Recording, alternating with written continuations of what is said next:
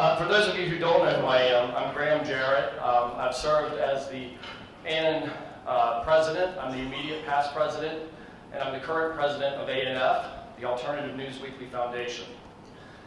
And I'm here today to present the Lifetime Achievement Award to a dear friend of mine who isn't with us here today physically, but whose spirit and accomplishments must always be remembered within AAN.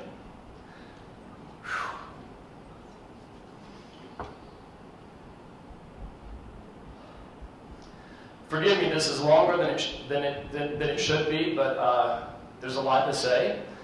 And I knew I would get kind of emotional. I think I have a tissue in my back pocket. So bear with me. I'm going to take the mic if I can. All right. It's hard to overstate and so easy to understate what a single publisher from Omaha, Nebraska, with that sort of mad scientist energy, slightly Einstein wild hair, and Teva sandals always, meant to AAN and our little corner of the journalism world. But with John, often when I found myself cornered by John, I wasn't quite sure if I was hearing the ramblings of delusional insanity or a genius. But with John, his warm smile, his easy manner, it always kept me there, listening, learning, being entertained. And it was nearly impossible to walk away. Years before John became president, we served on the AAN board together, and he would pull me aside and tell me all the things that needed to happen.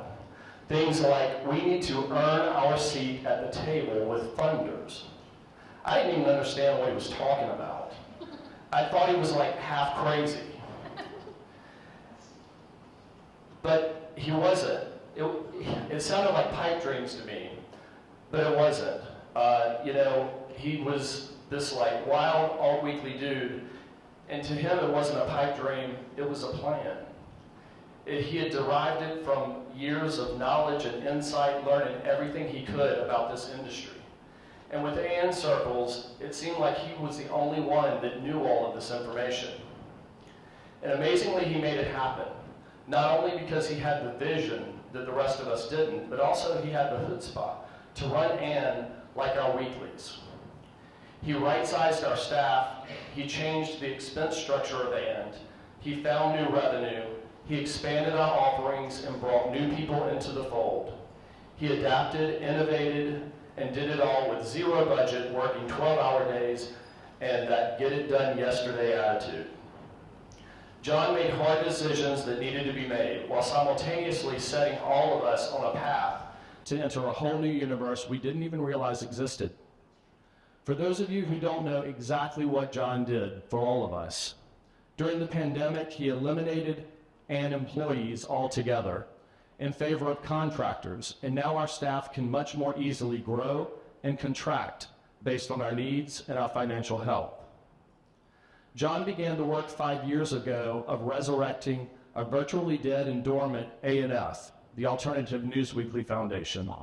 Today, ANF is a fiscal sponsor funneling literally millions of dollars in grant and donation money to dozens of journalism organizations and journalists across the country.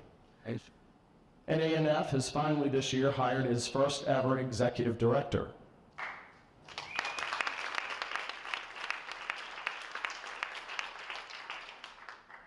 John brought together the principles of NNPA, the Black Press, and NAHP, the National Association of Hispanic Publishers, and began working and meeting multiple times a week all through the pandemic and beyond with this small group, which eventually came to include the Google News Initiative, on many projects, including the AAN Wire aggregate website, and a pie-in-the-sky program that he dubbed Transformation Tech.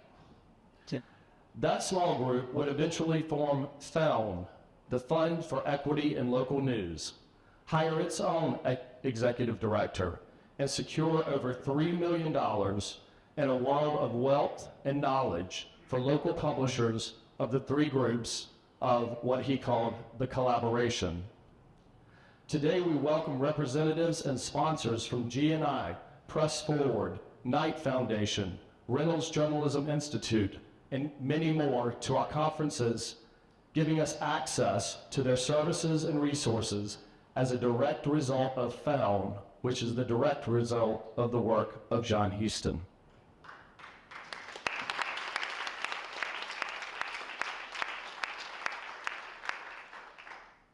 John also decided that AAN's bylaws were outdated, and we had to drop our strict membership restrictions. He believed that we could no longer turn away LGBTQ+ or minority-serving publications because they were niche.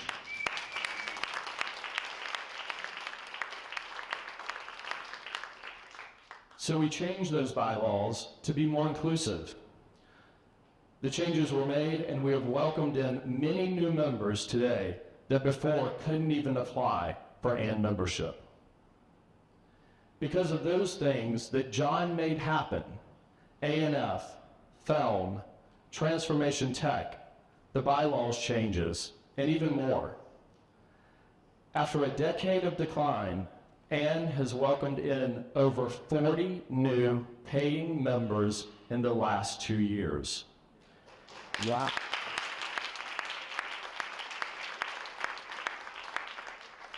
That's increased our membership by about 50%, which is almost back to AAN's all-time high in terms of membership.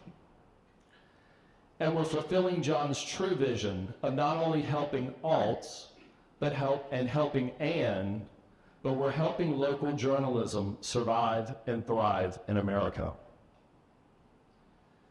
As he did these things, he began losing weight inexplicably.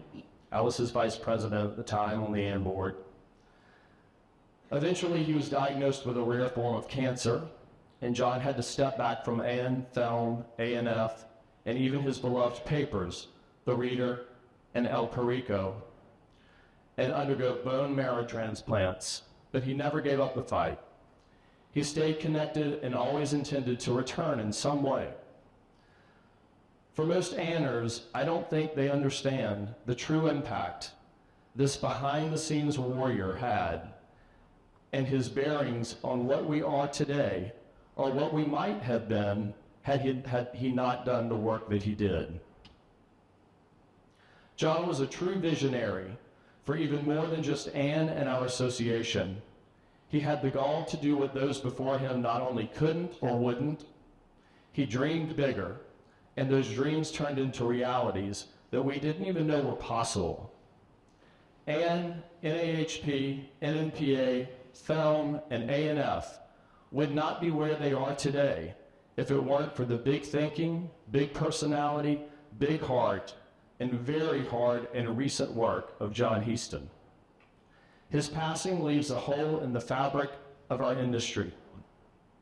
Back in 2019, when John began the work of resurrecting ANF, he started the AAN Lifetime Achievement Award to be awarded annually at our conferences.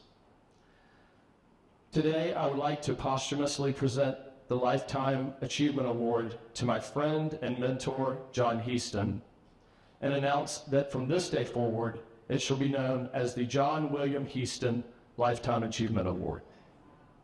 Here to receive it in his honor and on his behalf is another former AAN president and a dear friend and mentor of both John and me, Blair Barna.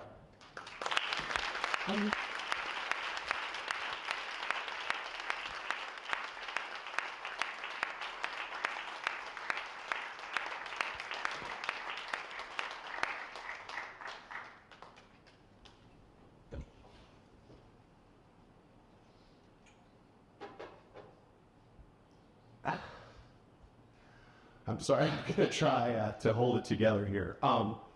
Graham, that was an incredibly moving tribute to John, and I'm not going to even try to add too much more to that, other than just to say it's my privilege to accept this award on behalf of my good friend and former colleague, John. He is so deserving of this award because I can't think of anybody in the history of this organization that's done more for it than he did.